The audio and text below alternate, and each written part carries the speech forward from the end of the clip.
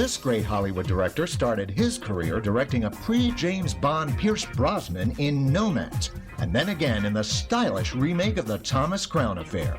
He's also directed Arnold Schwarzenegger in Last Action Hero and the sci-fi creature feature Predator. But his biggest triumph was launching Bruce Willis as an action star in Die Hard, spawning 3 mega-successful sequels. He also helmed Sean Connery in the classic Cold War thriller, The Hunt for Red October. Hi, my name's John McTiernan. I've been fortunate enough to make a number of movies, and I guess that's what this program is about. I grew up in way upstate New York, on the edge of the Adirondacks, and I thought I wanted to be a theater director, and went to New York, to Juilliard. Most theater directors have trust funds. I didn't. Let's lock off this, get a hi-hat or something on that one. No, I started working on films when I was 18. Hadn't done anything before. I constructed this little notion of a movie where the movie overall was a stream of consciousness of this person who was never leaving a Lower East Side apartment in New York, and it was stoned all the time. And I called the thing Poor Richard's Almanac, and Poor Richard never actually did anything, but he thought about everything. So it made it so that I could try anything. So I went to the American Film Institute. It took me quite a while to get finished because I was shooting. Again, it's a question of not having a trust fund. So I was working, I was making television commercials all the way through it. And it took me about 4 years to get finished at the American Film Institute. And go back up, Shane. See if you can get your head square out so you can look straight down. They used to tease me about it, that I was their longest running student. And then I started writing. I wrote 2 or 3 screenplays, and the notion was that, I'll keep going until I get a screenplay that someone wants to make badly enough that they'll even let an idiot like me direct it. Ultimately, that's exactly what happened. One of the first screenplays I wrote was called Nomads, and Elliot Kastner, who was an old-time independent producer, actually his son, Cassian, is an agent now, has been for now many years, but he saw it, and I don't know. I went to 1,000,000 meetings and talked to all sorts of people and this and that, and eventually Elliot got it together all of a sudden one day. And it was sort of like, it isn't working for 3 years, and then suddenly, well, you got to get started tomorrow afternoon. It was an odd little piece. It was about my reaction to coming to Los Angeles, that sense that it wasn't real. There's this story among the Eskimo, among the Inuit, who live on an environment that's a white desert. It's a place where there are no landmarks. It's all sort of, it blends from one to another to another. There's no place. And they're nomadic people who go back and forth across this trackless, landmarkless landscape. And they have a notion that some of the people they meet there aren't real. And you're never exactly sure, but you have to be careful. And the Inuit actually do have these sort of verification rituals when approaching a stranger of, are you actually a human being or not? And I just took that and applied it to, the desert of Los Angeles.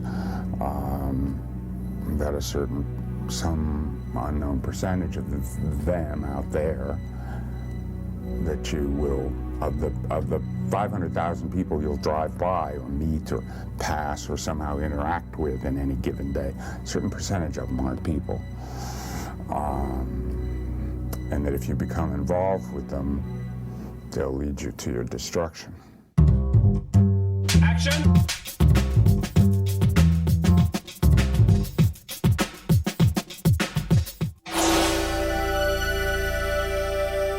It was a studio job. It was a chance to establish credentials and that sort of thing. You ready to do it? Let's go. And while it was a horror adventure story, it was innocent. A lot of those things are not innocent, they're cruel. And I have a difficulty with that. Things like Saw, those sort of movies, I think are actually immoral. I mean, All right, should we make an attempt at this? you know, there is the thing that we create our own environment, and if, you know, you fill it with things like Saw, that's, you know, you've made your own world. The Predator was a good boy's adventure. It was in its way fun. Even though it was scary, it was fun. And it didn't mean anything bad. So it was certainly something where you could just, you know, you could cut loose on the technology of it, try to make it just as much. Because it wasn't a horror film and it wasn't exactly an action movie, it was somewhere in between. Action!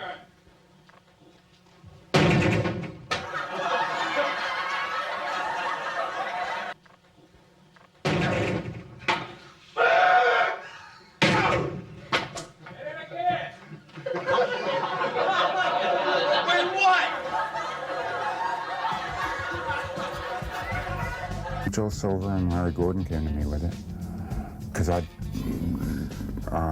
done Predator for them. I don't know. I turned it down 3, 4, 5 times. He's doing it, but he's not really doing it, which gets you more pissed off. Anyway, the script they came with was really about terrorists, and I don't find terrorists entertaining. I don't know why anybody would want to spend their Friday night seeing anything about it. It's like, and I found this way into it. Firstly, I had to say to them, you know, can we make this a robbery? And, you know, bless them, they were open enough to say, okay, let's do that. Here we go. Quiet, please, and roll. Well, no, 90% of the producers wouldn't. You know, they think, hey, we've got a deal here. The studio's already ready to go with this script. Don't touch the script. Leave it alone. It's all right. Leave it. You know, even if they haven't read it, they'll say, leave it. I've had that experience, literally. It's terrifying. 3!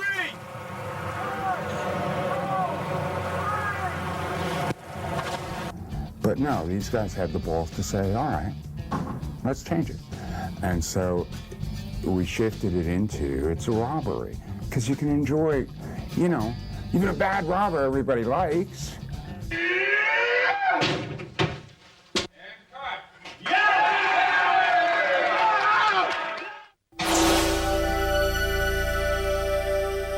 Scripts are usually an idea. And where the front end of the car will land. Now, Mr. Bovey, this is where the front. But it's, you know, it's very infrequent that you could just go shoot the script and you have a movie that makes any sense or is evocative or has any intensity. So, you know, the main thing that, for me, that goes on in pre-production is really figuring out what the movie is about. And no, that's not true. Because I knew what the movie was about or I wouldn't have said yes to do it. But getting the elements there. Your weapon, son, your weapon. What keeps you alive and makes the other guy die? What is your weapon? making the shifts in the script, finding the people that make it show up. It often is also, there's a lot of technology stuff. I mean, I know I keep coming back to the technology, but there's a lot of, or at least I wind up prototyping machines in one way or another. You know, for 13th Warrior, I built 4 different machines for carrying, for chasing horses with a camera. From a 3-wheel motorcycle, it's 3-wheel in line, to, we had a little 8x8, had 8 wheels, 8 driven wheels as well. Little, what do you call it? They're ATVs. Up through, we had a truck that I built a truck that would race across grasslands and carry a camera and a crane and keep it pretty well, damp the bumps out. So you could really chase horses. It had 10 wheels. You have to, I wind up building things.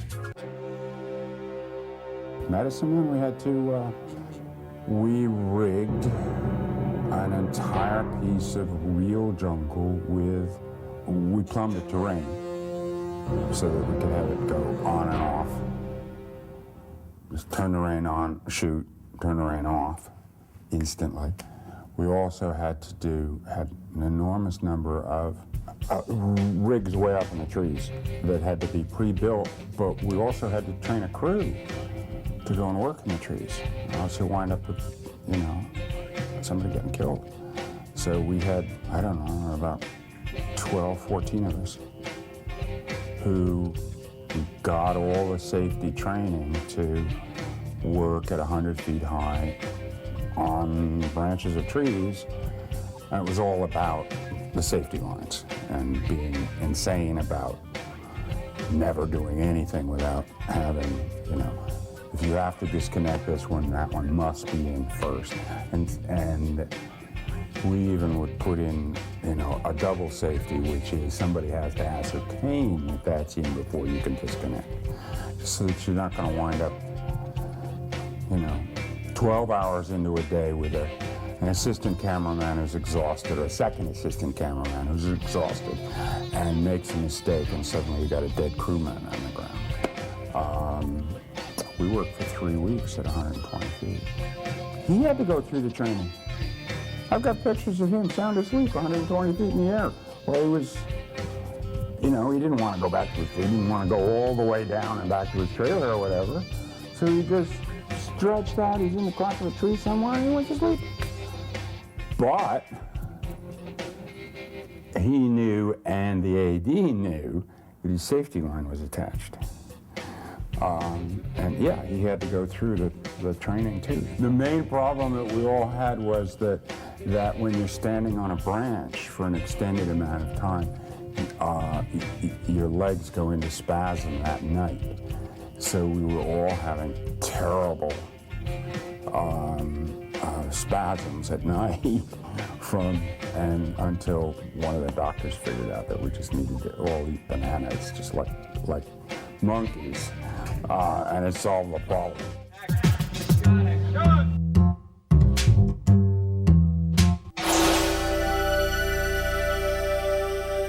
I have a difficulty in directing actors in that I often see something specific and am looking for a specific image, as opposed to just letting the process happen and I'll photograph whatever you do.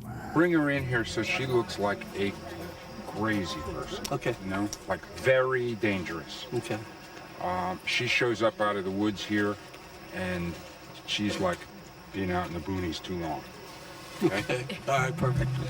And I have to fight that tendency. I have to shut up. I have to stay back, you know, and I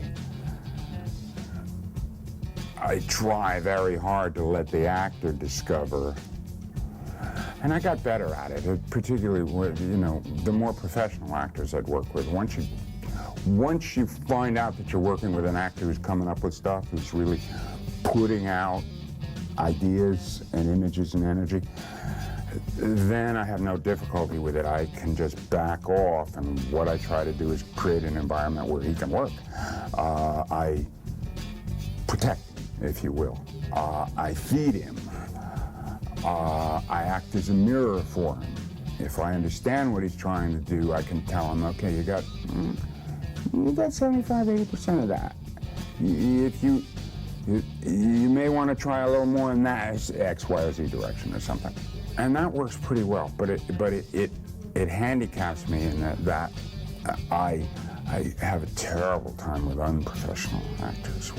I can't play Svengali and con them into behaving as the way I want. You know, Scorsese's fantastic at that. He can pick 4 or 5 people off the street because he likes the way they look, and you know, he just somehow gets them in the right situation and pushes the right button, and all of a sudden they're doing it. I'm not good at that, and don't try. Sean's very, very easy. He comes from English theater background, so that he, you know, he comes with it all prepared. The hardest thing with Sean is you have to make the set function in his style. In order to keep his respect, you got to make, because his best performance is his second take, and you better bloody well have the rest of the stuff done so that you get his best performance instead of you know, having it as the normal with, particularly if you're doing dolly shots and things like that. It's normal that you get your act together. The crew collectively gets their act together around take 6. Well, that's 4 takes too late for Sean. So you have to keep up with him that way. And if you do, he's delighting. He's a wonderful man to work with. Sean is like the quintessential American professional. He can do anything and loves doing it, and absolutely, you know, he's a star. He does his work. He's not. There's a certain amount of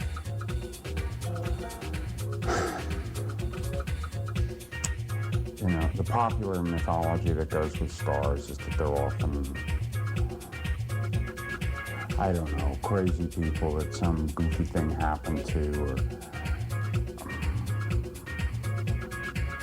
no, you know, for the most part, it's not true. They're people who spent years and years and years truly developing a skill. They're much more stable people than you think.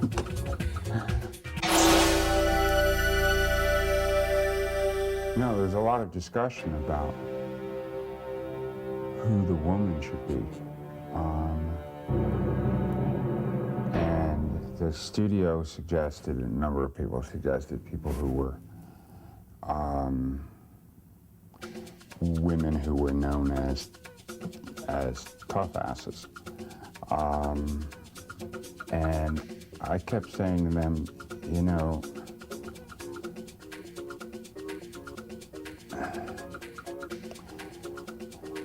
you want the audience right from the beginning to have a secret about this woman, i.e. that she's wonderful and tender and anything but a hard ass.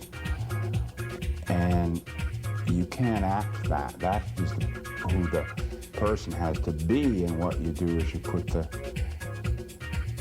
costume, if you will, on the actress earlier. It's much easier to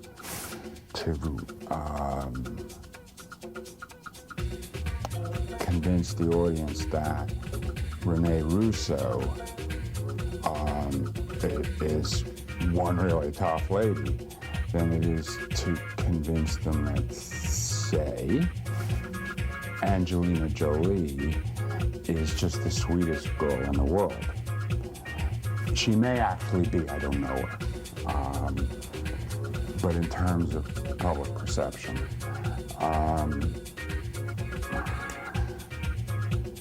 So it took me a while to talk them into it. And also, they wanted the 19-year-old. And I kept saying, no, this has got to be a woman who's a match for him. She's got to be his age or close. She's got to be...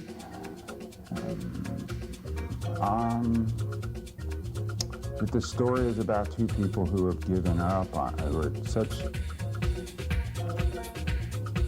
live in a brutal enough environment that they've both given up on love a long time ago, and they stumble, and both of them have finally, like, we're done with it, we're not even going to look for that.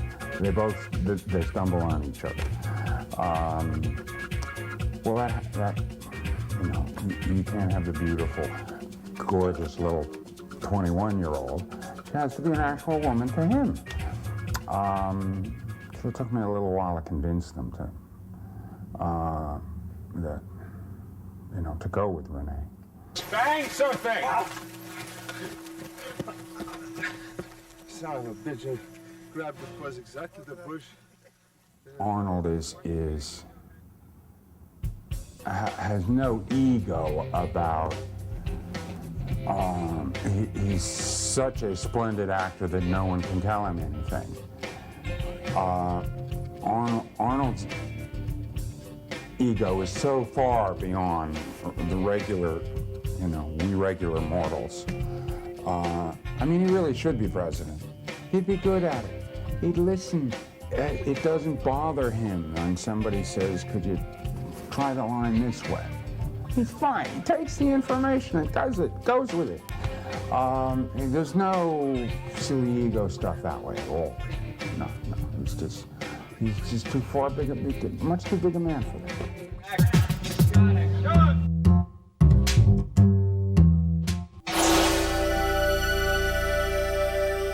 It was fun. I enjoyed making that movie more than anything else I've ever done. I tried consciously to say, there's nothing wrong with the original, I'm not fixing it. And that was, specifically, I came up with a thing of putting Faye Dunaway in the beginning of the movie, in effect to say, we respect the original movie, we're not trying to replace it, and this is a follow-on. Okay, this is a re-expression of it for another generation. It was, in effect, what we were doing was we were seeking the blessing of the original movie and the original movie makers on our effort, so that it didn't put the audience in a position of, I like the original better, that was better. That just clearly wasn't part of the issue. It was, hell, we like the original, that's why, that's why we're doing this. So the hope was to take the audience out of the position of deciding which one they liked better. Because you always lose that, you don't want that. Drama is important. It's actually a science. There's so many things that can't exist in reality until they exist in the imagination. It's the first place we define so many things.